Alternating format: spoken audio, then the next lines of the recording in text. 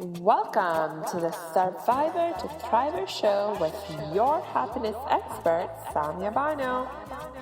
Are you a survivor of abuse or other trauma? Are you tired of feeling stuck, silent, and stressed all the time? This is the podcast people from all over the world join in to learn exactly how to stop suffering and start living with more inner peace and joy. Are you ready to eliminate suffering from your life and transform from a survivor to thriver? Then congratulations, you are in the right place. Let's get started. Hey, welcome back to the Survivor to Thriver show. Inspired by Valentine's Day, we have been talking about love for the last few episodes. In our last episode, I shared with you a definition of love, which is how my heart experiences love. And that is love as an experience of oneness with another at the level of essence. Today I want to take some time to delve deeper into this notion, this definition of love. I actually want to make an attempt to frame this definition in the context of a more concrete example, because I realized I got pretty philosophical yesterday, and this definition of love is pretty abstract. So let's see if we can kind of reframe it in the context of a more concrete example. Alright, so as we think about love as the experience of feeling as one, or an experience of oneness with another at the level of essence, immediately a couple of things come to my mind. First, there are levels, at which we can connect with another. And then there's this whole concept of essence. And actually, there are even levels to the concept of essence. Okay, so for example, at the most essential level, it can be said everything's energy. And so in that context, we are sharing our essence with all that exists, because everything is energy. And so at the level of everything being energy, we all share that same essence of being energy. But let's, for today at least, move up a few notches in the levels of how we can experience essence, and let's move up to the level of biology. And even within the context of biology, let's look at the level of human to human connection. So how do we experience love at the level of human to human connection? Well, when we're thinking of love as an experience of oneness with another at the level of essence, then we're talking about the essence of what it means to be human. So, what are some things that make us essentially human? That make us human as opposed to any other thing or any other creature? Well, some things that come to my mind are,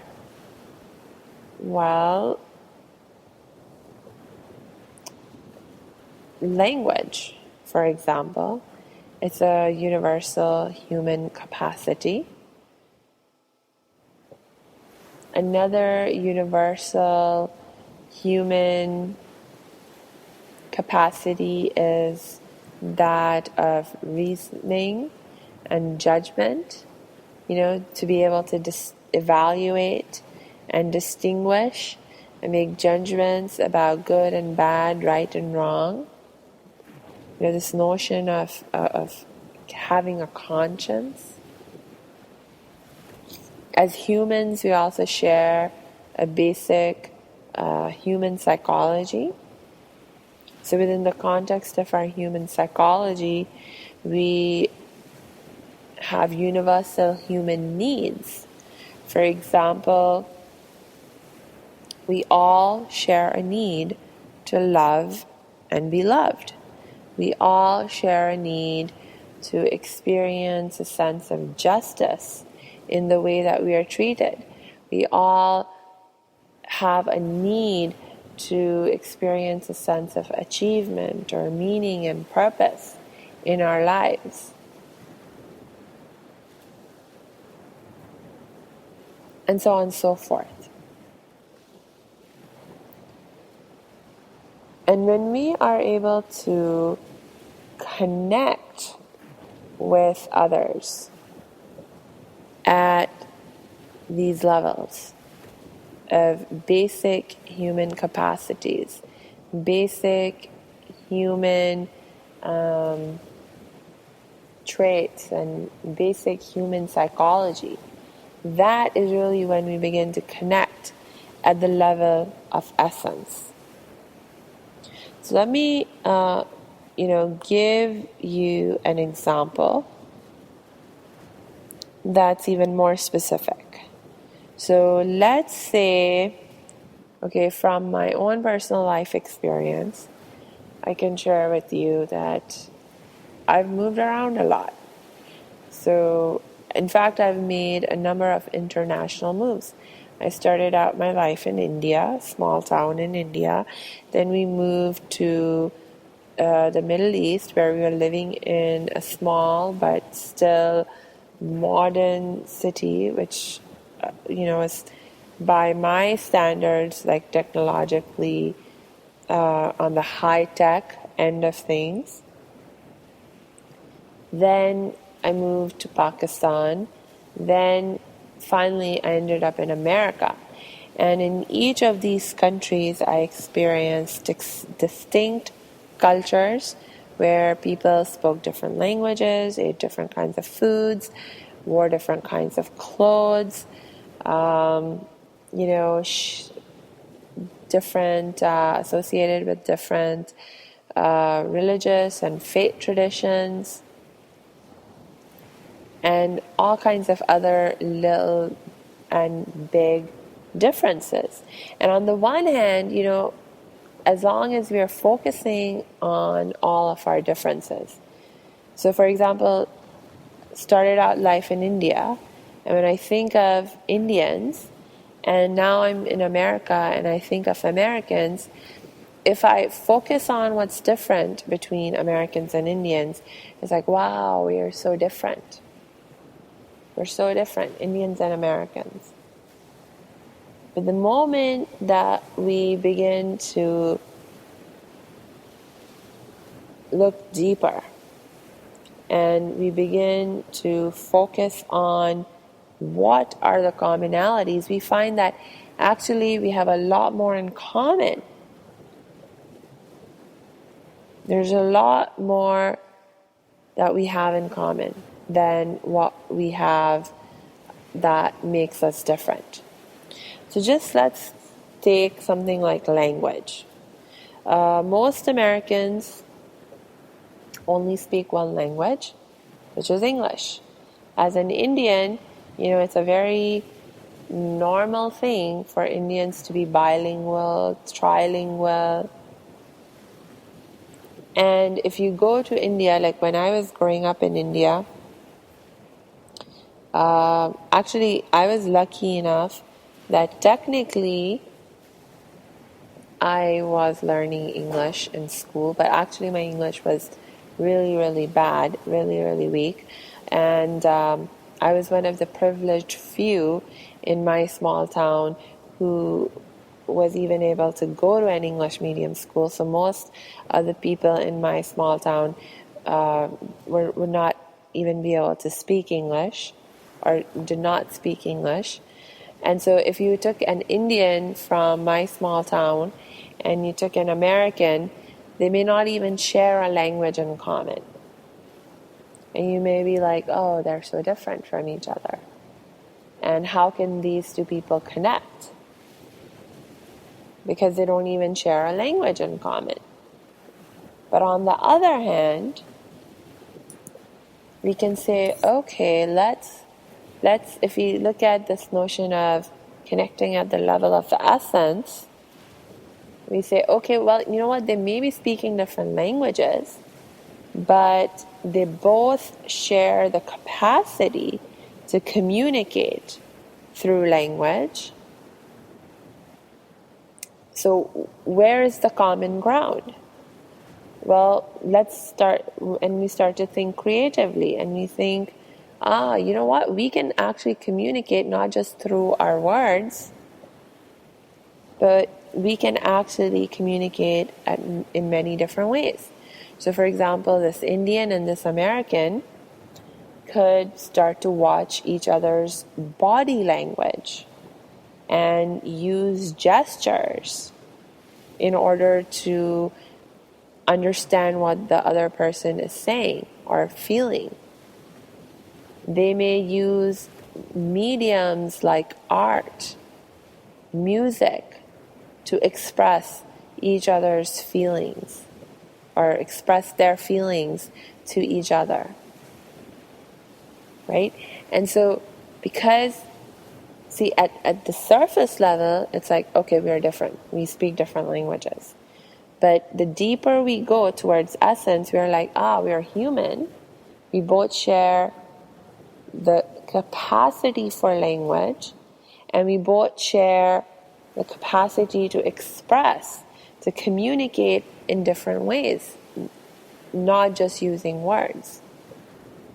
And so we can connect at these deeper levels by focusing on connecting through these deeper levels.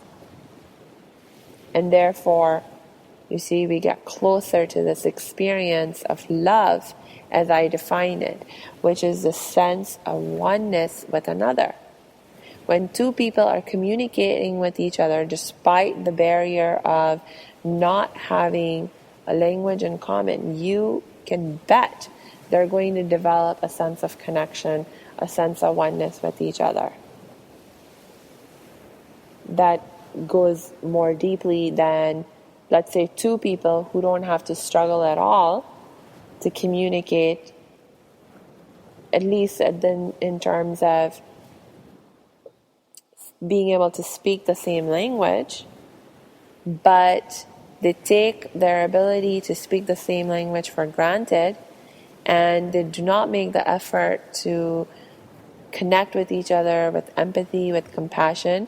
So they could be speaking the same language and talking at each other and not understanding each other's perspective, and we end up fighting and having conflicts with each other all the time because I say something and you hear something else. And not because you don't understand the words coming out of my mouth, but because you interpret what I'm saying in a way that's completely different than my intention. Right? Because we're not connecting with empathy. We're not connecting with compassion. Because we're just focused on the surface level and connecting at this surface level. So think about that. This is a very, very important definition for me. And of love, this idea of love being an experience of oneness with another at the level of essence. We need to refer back to this definition again and again as we continue to explore the ideas around love in future episodes. But you know what? for me to get to future episodes, I have to wrap up this one right now. So the last thing is, I just want to give you a reminder to please go to iTunes and show me some love by leaving the show a 5-star rating and helping other people to find it much more easily. So until I connect with you next time, I wish you lots of peace and joy.